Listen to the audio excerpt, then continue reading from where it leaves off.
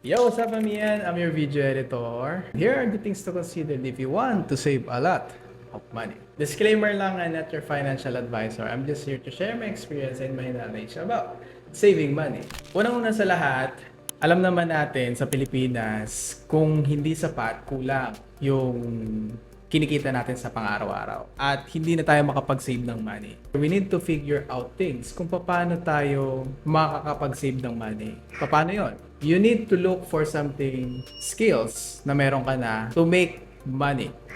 Or you can look for a profitable skills. For example, back then, yung editing na ginagawa ko is hobby ko lang siya dati. Ginagawa ko lang siya for school projects, ginagawa ko lang siya activities. So nagpe-presenta lang ako na dito sa school projects na video na to kasi mahilig ako sa pag-shoot ng video. Syempre mahilig din ako sa computer.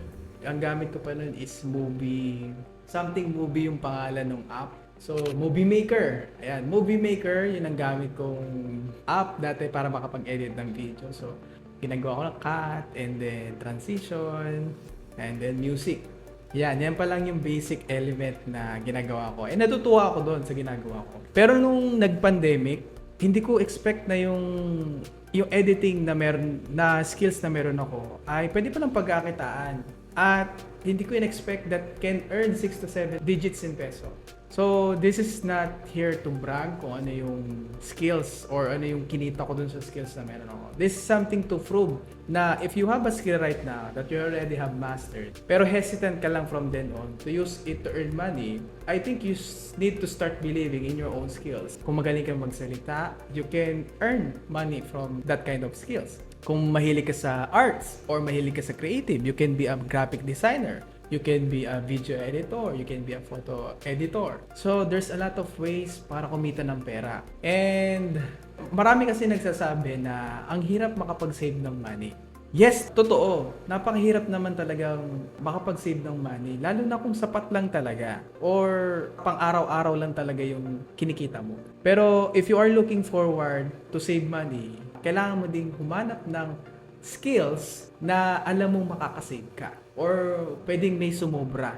It will start talaga kung ano yung meron ka na, but now you will use them to earn money or in exchange for money. Number 2, living below your means. Sa part na to ay hindi ko sinasabing ipagkait mo yung mga bagay that can make you happy.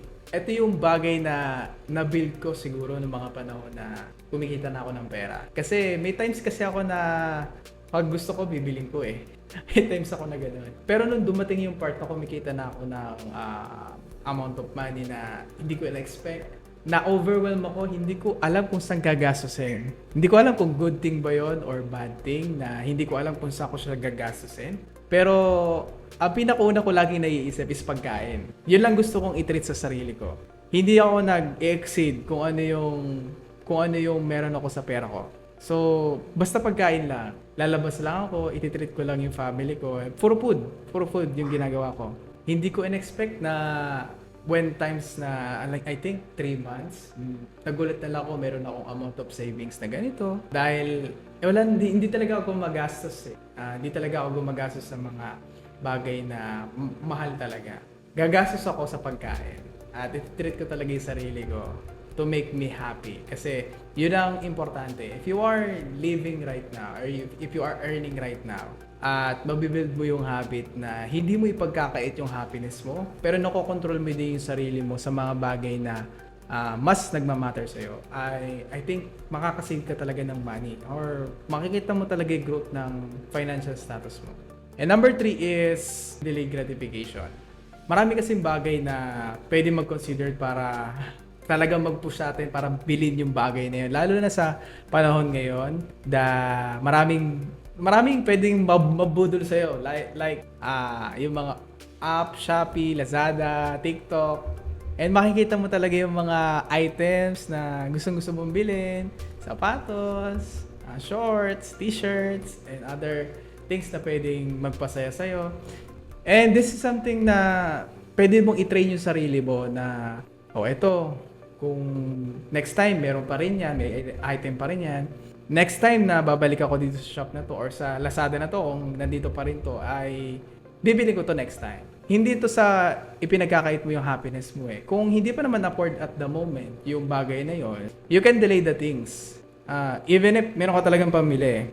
Kasi pwede kang ma-short right after eh. So, kung talagang kaya mo na, that's the time you can buy things. Pero if wala pa naman talagang pambili, or sakto lang yung pera na meron ka, you can delay. You can delay those feeling or those moments para mas mabigay mo sa sarili mo ano ba yung mas deserve mo, ano ba yung mga dapat na bagay na mas makakapagpasaya sa'yo. Kahit naman ako, meron akong times na pag gusto ko talaga bibiling ko, kahit ma-short ako right after. Pero nung kumikita na ako ng pera na ganito amount of money, mas lumawak yung pangunawa ko na mas nagmamatter na sa akin yung pang long run or yung pang long term. Andun yung feeling ko na yes, happy ako at the moment, and then right after, ano na yung next? Yes, nabili ko yung ganitong bagay, and then wala na akong pera.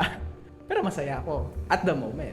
Yung sinasabi nating temporary fulfillment and happiness na masaya ka ngayon and then short ka naman, I think we need to start controlling ourselves sa mga ganung bagay. Kasi hindi palaging madami at hindi palaging meron. So, we should start to control ourselves sa mga ganung bagay at hindi tayo pwede maging impulsive buyer sa mga ganon. So, delayed gratification can help you save a lot of money. Number 4 is never increase your expenses along with your income. Guilty ako sa part na to kasi nung nag-start na akong mag-earn ng money at meron na akong kinikitang ganitong amount of money, syempre akala ko capable na ako to afford my dream lifestyle, mag-afford ng like this kind of thing, na place. Pero na-realize ko na kung pwede pa namang may mga alternatives pa naman. Sipin nyo, nag-apartment ako pero pwede pa naman ako sa bahay. Pwede pa naman ako magtiyaga sa bahay. Sipin mo, libre ako ng food. Hindi ako gumagastos for my food. Pero syempre, nag-aambag naman tayo for kuryente, tubig, internet. Kasi syempre ay parang share ko naman sa bahay. Grabe naman pagka hindi ka nag-share.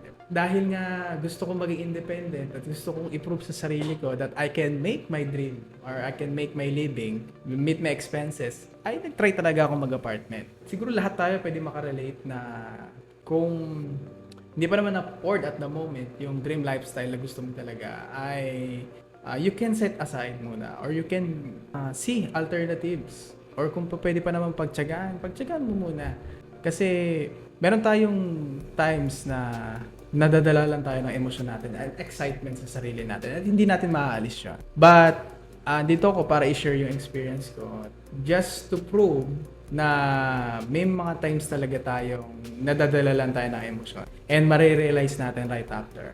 And like now, nasa apartment na ako, hindi na to excitement. Ang hinahanap ko na is conveniency at naglo-look forward na ako paano mag-generate itong place na meron ako. If you are considering those factors para mag-afford ng like this apartment or place to have some conveniency or mas maging productive ka, then you should afford this kind of living. Paano mo ma-maximize yung gagawin mong bagay para ma-meet mo talaga yung dream lifestyle mo? If you are earning this kind of amount of money, hanap ko muna mga alternatives na bagay para mas makatipid ka. Number 5 is don't go broke just to impress other people. Lahat naman siguro tayo may pride na ipagyabang yung mga bagay na na-achieve natin. Hindi ko naman sasabihin hindi ako ganun. Pero dumaan ako sa phase na even bila ako ng clothes na bago. Masaya ako sa bagay na yun. Nabili ko yun. And I try to impress other people. Nakabili ako ng cellphone. Nakabili ba akong cellphone dati? Kasi cellphone technician ako eh. Hindi ko sure kung nakabili ako ng cellphone. Yung mga second hand. So, yun. Pinagyayabang ko na yun. Kasi syempre, hindi naman talaga ako nakakabili ng brand new phone. Lahat ay for my repairs, lahat na yun, pinaghihirapan pa rin. Pero, I try to show other people, sa mga kaibigan ko, may bagong phone ka. Ano yan? Anong model yan? Ito, may bagong clothes ka. Ganda ng clothes mo. Binili ko sa ganyan.